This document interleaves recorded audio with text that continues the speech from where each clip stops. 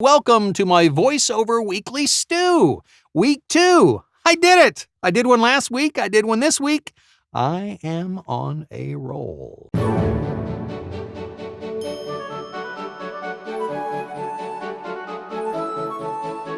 Consistency. That's important. Whether it's in the way you do your work or the way you schedule things or, I realize 2 weeks is not a big deal, but celebrate the little things along the way. That's my motto. Next week it could be something else, but consistency. This week it's celebrate the little victories along the way. So the whole purpose of doing this voiceover weekly stew was to kind of chronicle my path as a voiceover professional. And the ironic part of when I'm doing this particular recording is monumental in my career, actually. It was 7 years ago today that I guess you call it an official start point of the journey from unemployment. It's when the 2-week notice officially ran out from my previous job that I had in 2012 for a number of years. And I got the notice on the 1st of October of 2012. And so I count the 16th of October 2012 as the start date. So the recording time of this video is 10/16/19. So 7 years. And it has been an incredibly wild ride. It has been an absolute faith leap and an amazing journey up to this point. And I continue to be amazed by God and the opportunities that I've been blessed with. Early on, when I started this journey, I was not thinking, okay, that chapter is done. That door is closed from being a video editor for a couple of decades to, now I'm going to do something else. And I've decided to stick my finger in the wind. And I decided, you know what? I think I'll try voiceover. I had actually been doing voiceover. It didn't happen anything like that. I'd been doing voiceover off and on, dating back to 1983, 84, when I went to radio, TV, broadcast journalism school through the U.S. Army, up in what was at the time Fort Ben Harrison, Indiana, which is just outside Indianapolis, Indiana. And wonderful school, short but intense. And so I got out of there and went into my full duty station, my first assignment, and my last assignment, actually, Fort Bragg, North Carolina, and was fortunate to get assigned to do radio production, on-air live, promotions, commercial production. Who knew, right? Stateside, which was kind of unheard of, at least in that time period, from what I understood. Most of the action was in AFK in Korea or AFN Europe. I think I have those call letters right. It may be different now. But anyway, they trained me to be a radio, TV broadcast journalist and then assigned me to a psychological operations unit at Fort Bragg, North Carolina, the home of special operations. So not exactly the track I thought I was going to be on, surprise, surprise. God had other plans, and I just kind of, okay, when the government says, you're going here, you go there. You're a soldier, you do what you're told. I had some amazing commanders and folks that were directly in charge of me during that time because they allowed me to moonlight under a pseudonym at the time for 2 different radio stations. One was a top 40 radio station, and this will tell you how far back this was. We used carts and cart machines, much like if you can visualize, look it up on Google, snapper whipper. And they're cart machines, that's where the music came from. CDs were brand new on the horizon. So this is like 84, 85. So that kind of got me into radio and more voiceover, really getting excited about that. So I'm giving you a long history lesson to get you up through the 7 years. I'm not going to go through, the 30 years, 35 years from that point. But so I got into that top 40 station. At the same time, I was moonlighting under a different name for a heavy metal AM rock station, the only one in the country at the time. And that was a blast, let me tell you. So I kind of fell in love had a passion for radio and production. And the military also, at that time, was doing kind of a news magazine kind of show. And I was fortunate to be able to host and report and write and direct and shoot and do all kind of different elements in the production process to learn in the trenches, basically, how to do so many different things. And then they built a facility at Fort Bragg, the first of its kind.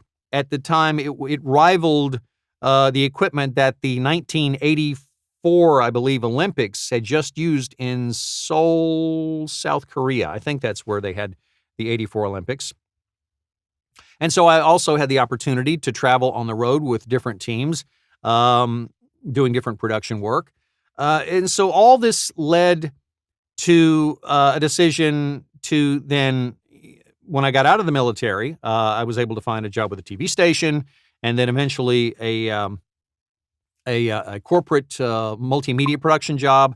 And then finally, this led to a commercial production house where I was doing video editing and post-production. Well, all along the way, I was still doing a little voiceover on the side, not anything serious for any serious money, but it was part of what I did. You know, if a video needed a scratch track, which is basically just a temporary audio track for a production, I would do it. If I had nobody else to call on, I would lay down the audio because it's something I did, something I was trained for, and something I really enjoyed. So all that to say, it wasn't okay, that chapter's done, this begins a new chapter.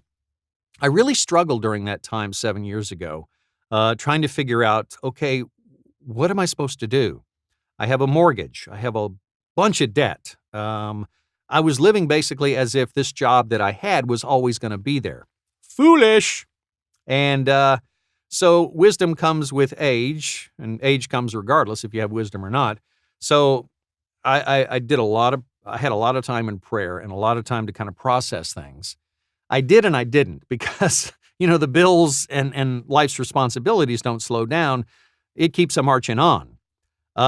So what I did is I kind of figured out what could I do with the equipment I had at the house. First thing I did, yet first Thanksgiving, which was about a month afterwards, was I prayed about and I committed to buying, talk about a leap of faith, a brand new iMac at the time. It was well over $2,000. To get it outfitted and ready. I thought, okay, if I can edit stuff at the house and I can also buy maybe a cheap USB mic. I ended up getting a Yeti Pro, I think it was. And I had a puzzle box that I needed to elevate it. And this is how high tech I was. I needed to, I needed to elevate it, to the right level with my mouth because I knew enough that this was important. The old thumb and pinky to the, that's about all I knew. I didn't know anything about, I knew about levels, but I didn't know anything about how to wire things up, to set up a system. I'd never done that part. I, was reliant on engineers and people that would come in that did what they did and the magic, and then they threw the pixie dust on it and it worked, and that's all I knew. So I had to kind of figure that out. USB mic, not a big deal, hook it in. But then there was the whole thing of, okay, now that I've kind of gotten the rudimentary things down and I've got the hardware and I've got the goal, where do you find the work? And so that was a process of just looking and finding. At the time, there was a site called Elance, and Upwork didn't exist at the time. I think it was some other thing that became Odesk, and then Odesk got gobbled up by Upwork, and then Odesk, Upwork bought Elance. Elance disappeared, which was a major source. So there were other sites, Upwork, freelancer.com, lots of different sites. And then eventually I would find clients on those sites and we would have a good rapport and we'd be working together for a while. And then it would go from there to, hey, do you want to work directly as opposed to going through this site? And it was just like, they would suggest it or I would suggest it.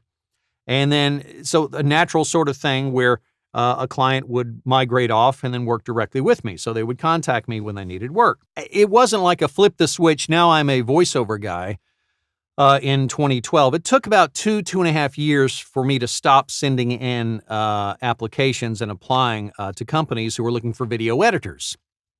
And I actually got flown out to from Columbia, South Carolina to Birmingham, Alabama. I think it was 2014, 2015. Um, and and was interviewed and had the opportunity to accept a very well-paying job to do nothing but edit car commercials, automotive spots all day long. Now, that was kind of what I did for the most part toward the last part of my last job that I had in 2012. And so it would have been nothing but car commercials, basically templated cookie cutter kind of things, 5 days a week, intense, just cranking them out. I mean, dozens of spots. And I looked at that and I said, okay, I can. They're offering me the job. I know I can do it, but do I want to do it? And it was a real kind of crossroads moment. And there were multiple moments in during that time, but I think it was at that point that I realized, you know what? I've been calling myself an unemployed freelancer, or I've been calling myself a semi-self-employed production guy. And I think it was at that point in 2015, 14, in that time, that I finally said, I am a self-employed multimedia professional. And at some point after that, it was like, I finally began to brand and identify, targeted what I wanted to do. And that was, I'm a professional, I can't say the most important part. I'm a professional voiceover artist and character actor or voice actor. And my passion is communicating people's messages. And eventually it evolved into Troy W. Hudson, voiceover with personality. Well, that's it. That's all my voiceover weekly stew, number 2. And it's basically just kind of telling you what happened 7 years ago and what led me up to here. Future editions of this, I'm guessing, will be more in line with the work I've done. It was a full week, I'll just put it that way. And the big announcement this week was I got to meet my brand new grandson, grandchild number 3, working on 4. All right, you guys be blessed and be a blessing. Talk to you later. Bye.